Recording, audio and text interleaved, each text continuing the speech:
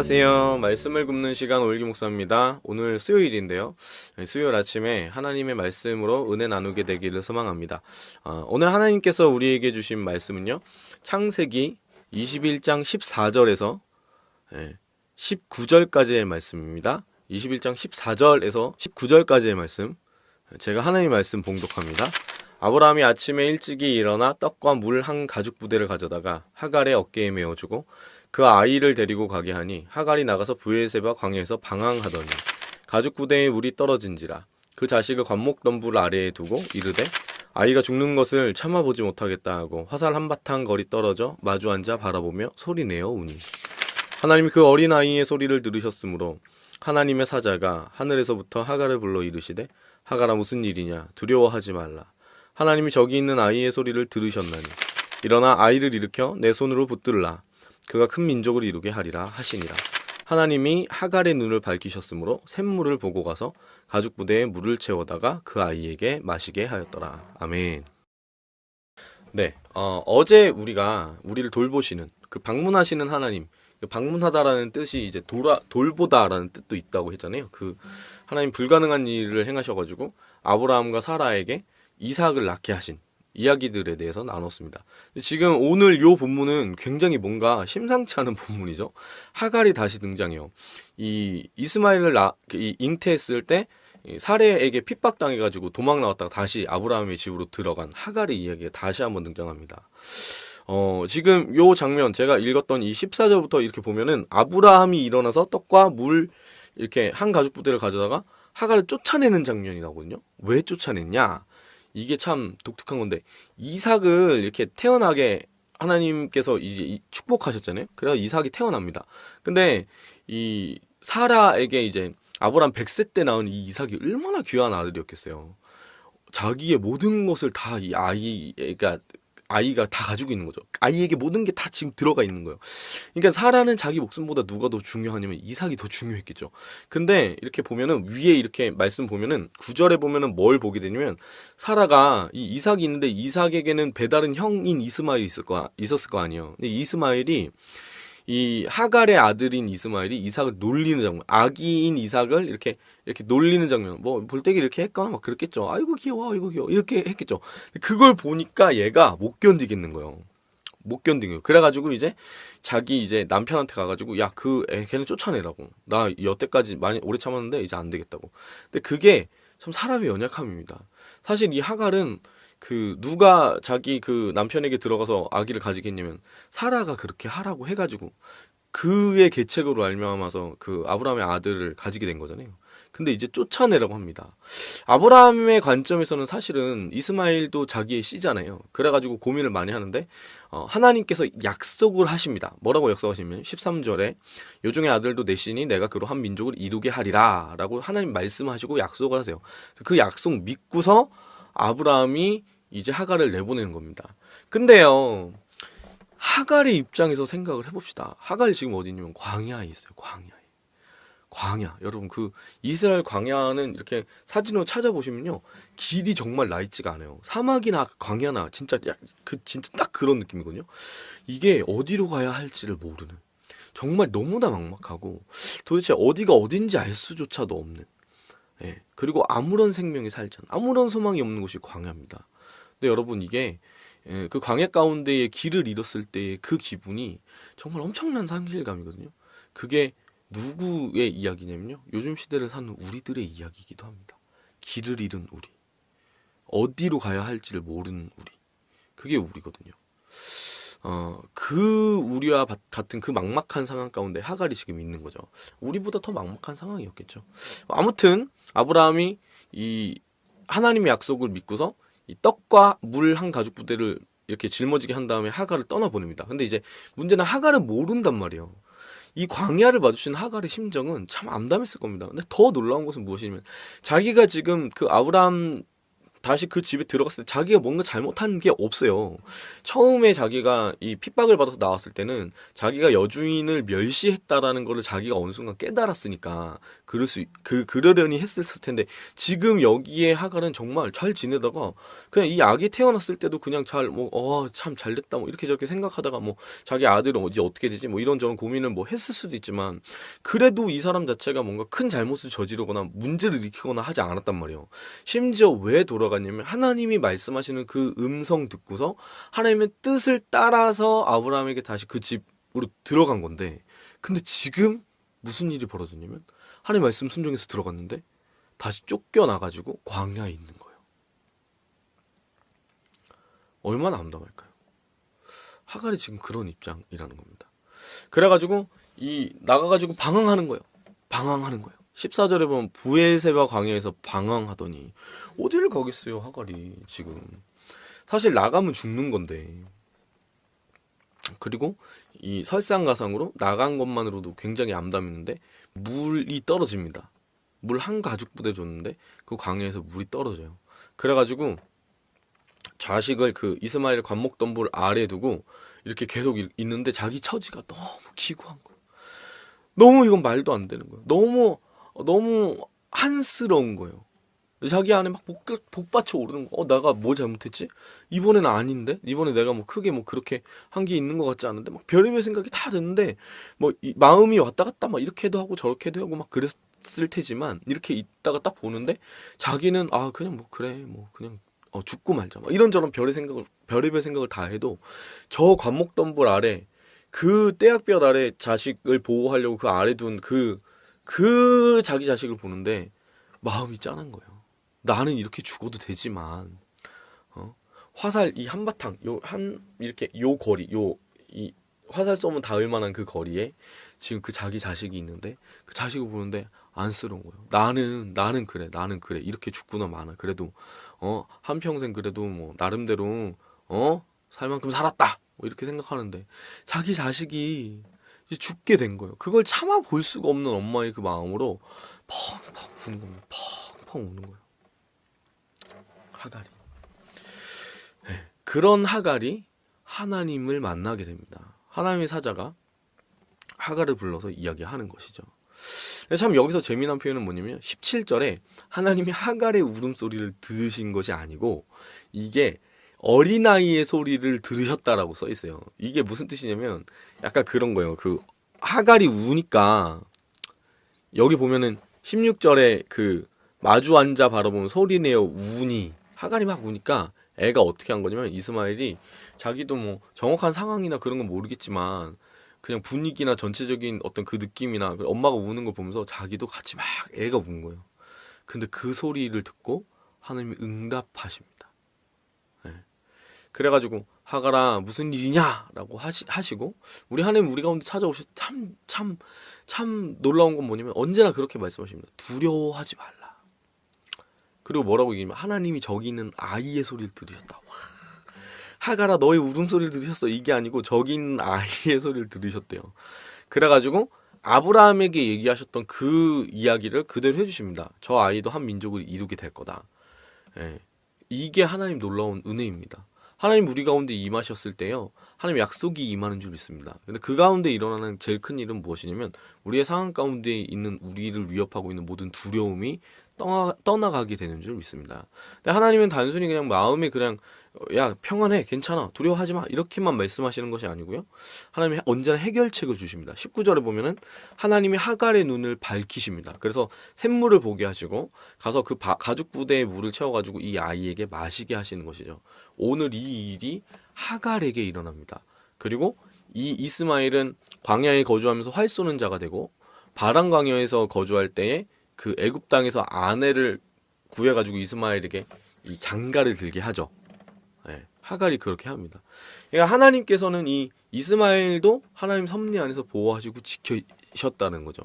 근데 이 말씀 보면서 제가 참 여러 가지 많은 생각들을 하게 됐습니다. 제가 교회 사역을 하는데 저는 몸이 막 그렇게 막 정신이나 몸이 막 온전한 상태는 아니었던 것 같아요.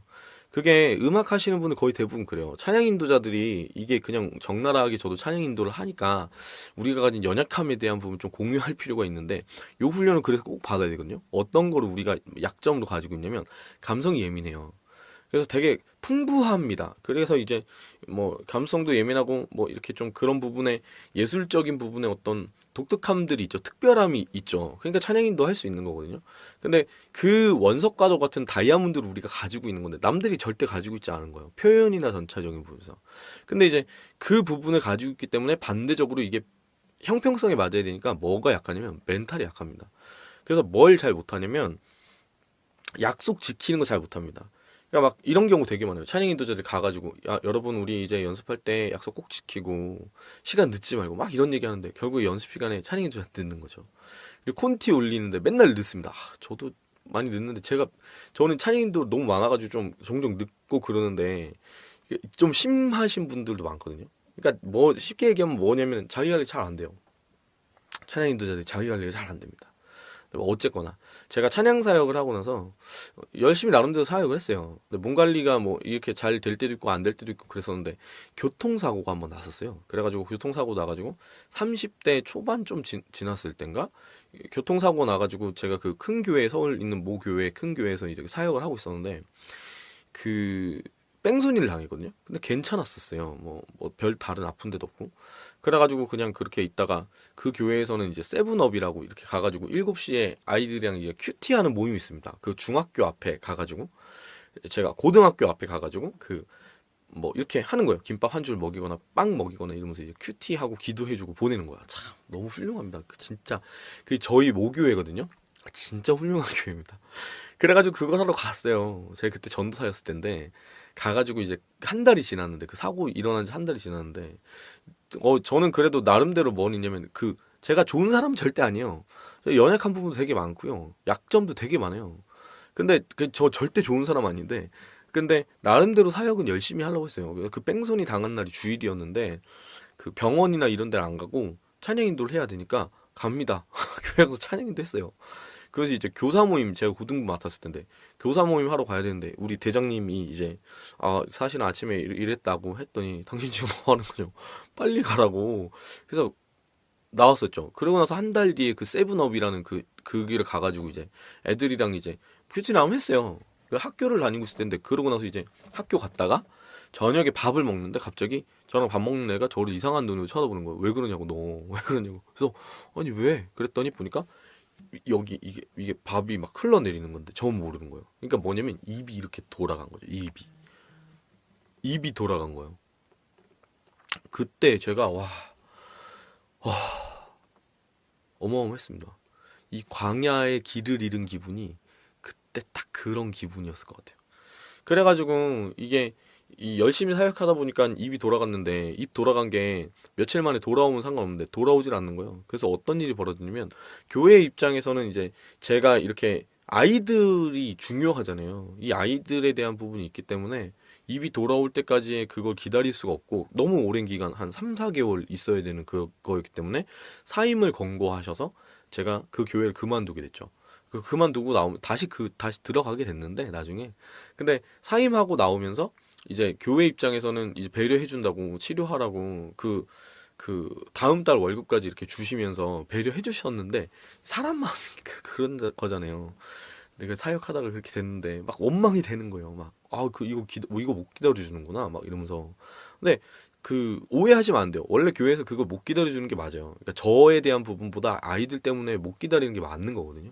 근데 이제 그러다 보니까 막 여러 가지 배신감들과 막 하나님을 향해서 내가 하나님 때문에 열심히 이렇게 사역하다가 지금 이렇게 됐는데 내가 딴 것도 아니고 막 이러면서 막 이제 막 난리가 났죠. 그로부터 1년간을 제가 아무것도 없는 거예요.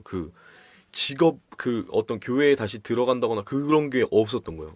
1년 동안 입이 돌아갔다가 3개월 만에 돌아왔는데 3개월 만에 돌아오고 나서 제일 처음 한 게 뭐냐면 찬양이었거든요. 기타 치면서 요런 기타 하나 잡고 와 찬양을 하는데 그때 어떤 일이 벌어지냐면 제가 세상에서 제일 사랑하는 찬양이 이거예요. 그 나무옥과도 뒤가 이렇잖아요. 주님 사랑해요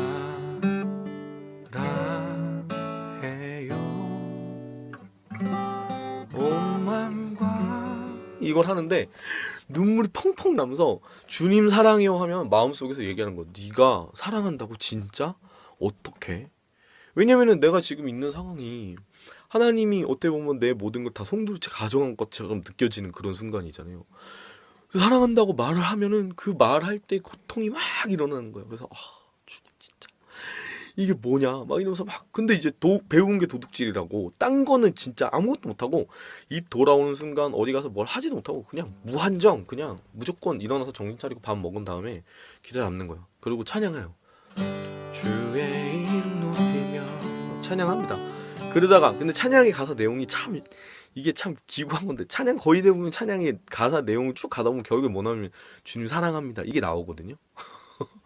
그리고 막 아버지 사랑 내가 노래해, 이것도 하나님 사랑에 대해서 얘기하는 거죠. 근데 난 지금 하나님 진짜 나 사랑하시는지 모르겠다니까요.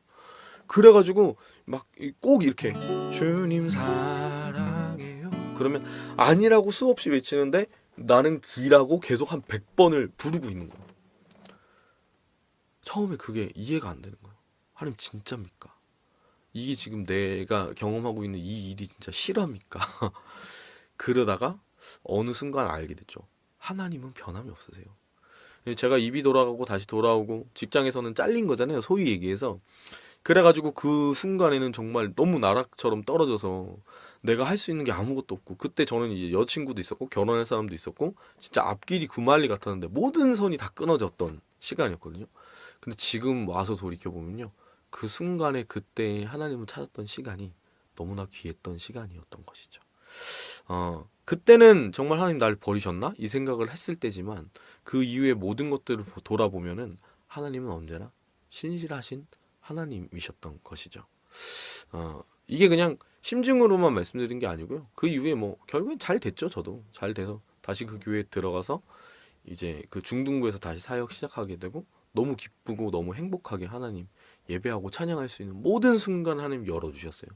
제가 저희 인생을 바라봤을 때 정말 암담한 때가 많았거든요. 근데 왜 내가 이렇게 하나님 찬양하는 자리로 목사가 돼서 잘 섬길 수 있도록 하나님 인도하셨을까 생각해보면요, 저는 잘하는 게 하나도 없었는데 딱 하나는 있었어요. 뭐 되게 연약하고 부족하고 책 잡힐 것도 많은 저라는 사람이 힘들고 어려운 모든 순간에 선택하는 가장 최후의 보루는 항상 뭐였냐면 기타 잡고 하나님 예배하고 기도하는 걸로만, 그걸로만 인생을 버텼거든요. 그걸 하나님이 뭐랄까 좀 좋아라 하셨던 것 같아요. 또 다른 면에서 보면은 어머니의 기도가 확실히 강력하지 않았을까. 여기 보면은 제가 요거 보면서 여러 가지 생각 참 많이 하는데, 하갈이 광야 가운데 간 거를 보면 제 그때가 떠오르거든요. 그리고 청년들이 어떨까 생각하게 돼요. 요즘에 막 그 방황하고 있는 청년들, 광야를 진짜 경험하고 있는 어른들도 그런 분들이 많이 있죠.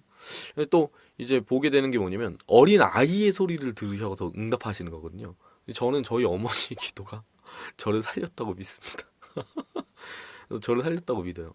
그래서 요 구절을 가지고 제가 생각을 막 하게 됐는데, 이게 약간 어떤 느낌이냐면 그 애달은 마음 있잖아요. 내 일 때문에, 나 때문에 지금 내가 울고 있는 게 아니에요. 이 아들이 지금 죽을까봐 하갈이 울고 있는 거거든요. 그러니까 마치 그런 거예요. 그리스도인이 이 주변에 있는 사람들을 사랑하는 마음으로 기도하는 것이, 그 기도가 이 사람들 감동시켜서 이 사람들이 날 위해 기도하게 하면 하나님 그 기도에 응답하십니다. 저는 그런 식으로도 묵상 많이 했던 것 같아요. 여러분 어떤 삶을 살고 있으신가요? 제가 어제 말씀에서도 나눴었는데 하나님은 우리를 한 번도 포기하지 않으셨어요. 제가 저의 삶을 포기한 적은 많이 있거든요, 사실. 근데 하나님은 포기하지 않으십니다. 네, 그러니까 여러분도 포기하지 마십시오. 하나님께서 우리가 그 주님 이름 부를 때 우리를 붙잡아 주실 줄 믿습니다. 오늘 한 날도 광야와도 같을지라도, 그 힘든 삶의 그 시간들이 계속해서 펼쳐질지라도 나의 가는 그 길을 인도하시는, 나의 눈을 밝히셔서 그 생명의 물을 먹게 해주시는 그 주님의 놀라운 은혜 가운데 나아갔으면 좋겠습니다. 오늘 하루도 화이팅이고요. 오늘 준비한 찬양은 나의 가는 길.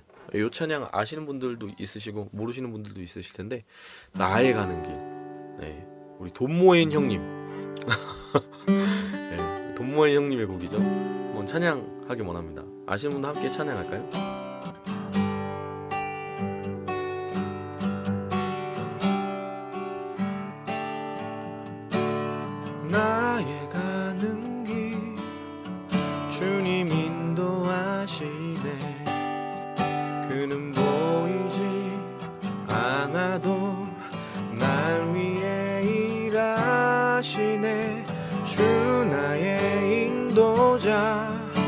항상 함께 하시네.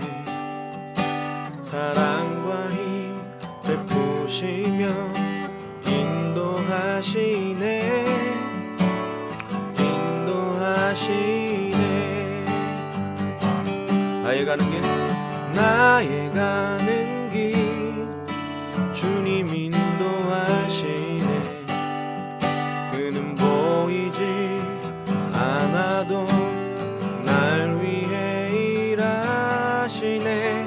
주 나의 인도자 항상 함께 하시네. 사랑과 힘 베푸시며 인도하시네.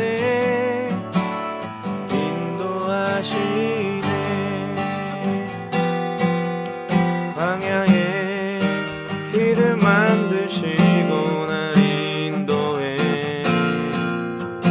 사막의 강 만드신 것 보라. 하늘과 땅 변해도 주의 말씀 영원히 내 삶 속에 새 일을 행하리.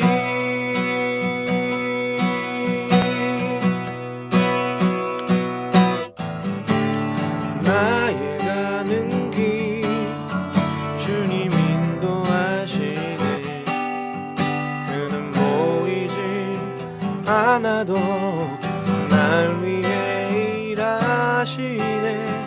주 나의 인도자 항상 함께 하시네.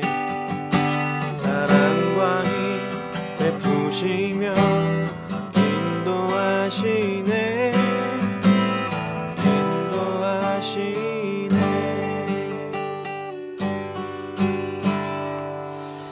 주님, 오늘도 광야와도 같은 그 힘겨운 하루를 우리가 살아갑니다. 우리의 모든 아픈 마음 아시는 주님, 우리가 오늘 한 날 살아갈 때 주님, 우리의 그 간구와 기도 들으시고 우리 가운데에 오늘 하루를 버틸 그 힘 부어주셔서 오늘도 견디고 이겨낼 수 있도록 주님 인도하여 주시옵소서. 그렇습니다. 하갈을 인도하셨던 하나님, 그 하갈을 향한 계획을 가지고 계셨던 그 하나님이 나의 하나님이신 줄 믿습니다. 우리의 삶이 어려울 때마다 더욱더 주님 바라보고 의지하게 하여 주시고 그 생명의 주님으로 말미암아서 우리가 우리 삶 가운데 그 복된 한 날 살아갈 수 있도록, 그리고 오늘 이 한 날 허락된 하루를 통해서 그 예수 그리스도의 생명을 나눌 수 있는 우리가 될 수 있도록 광야와도 같은 삶을 살아가는, 예수님 알지 못하는 그 영적 고아처럼 살아가는 세상 사람들을 향해서 하나님이 그 은혜 나눌 수 있는 우리, 그 복된 한 날 될 수 있도록 우리를 인도하여 주시옵소서. 주님을 찬양하고 감사드리며 예수님의 이름으로 기도합니다. 아멘. 네, 오늘 하루도 화이팅입니다.